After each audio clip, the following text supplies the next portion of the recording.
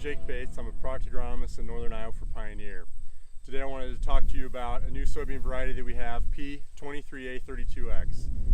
As you can tell, looking at it, it does have an A in the middle. That designates it as our new A series lineup, where we've seen some tremendous yield advancements over the last couple of years in our classes of soybean products. It also has an X at the end of it. That X designates that it is an RR2X soybean variety. That gives us the ability to spray it with glyphosate or dicamba-based products like Fexapan.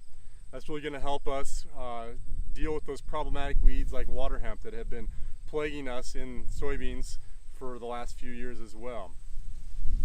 P23A32X, when it comes to mind, the first thing that I think about would be the ability to handle the high pH acre. A lot of times, whether it be high pH or poor drainage or high salt content in the soil, we see iron deficiency chlorosis show up. That causes the yellowing of the soybean plant, overall stunting, and sometimes even leads to plant death.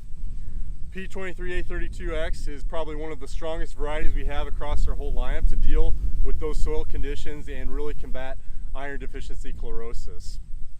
Other things that I like about P23A32X would be its sudden death tolerance. It is adequate tolerance to sudden death syndrome.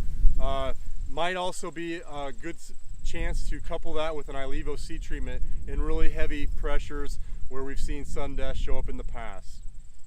Another thing that I like about P23A32X would be it has the 1K Phytophthora gene. It also has pretty good field tolerance for Phytophthora. You'll notice here, looking out into the plant itself, it has a really nice canopy to help hold back some of those weeds that we may see. It also has overall a pretty nice plant height.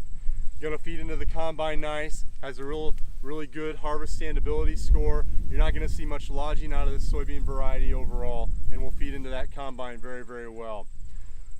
One thing that you do need to watch for would be your white mold issues. If you've had past history of white mold, P23A32X may not be your best option. It is below average and needs to be watched for a white mold history.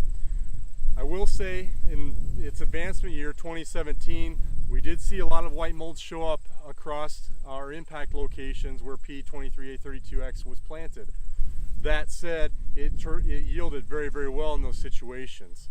In fact, over all of Iowa a year ago in 2017, P23A32X had a 3 bushel advantage versus its key competitors, plus or minus 3 maturity days and 80% wins.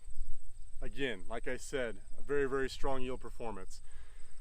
Versus our own Pioneer existing lineup, again, plus or minus 3 maturity days in 2017, P23A32X carried a 2 bushel advantage and was trending in that upper 70% win ratio. So again, strong yield history. We like how it's looked so far this year, handling some of those high pH iron deficient acres that we typically see yellowing in. Remains green and is potted up very nicely top to bottom on that plant, and excited to see how these harvest results come in for 2018.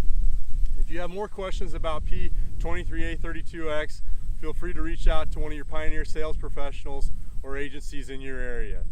Thanks for joining me today on this video. That concludes this Pioneer Growing Point Agronomy video podcast. Visit our page on pioneer.com and follow us on Twitter and Facebook for more agronomy insights.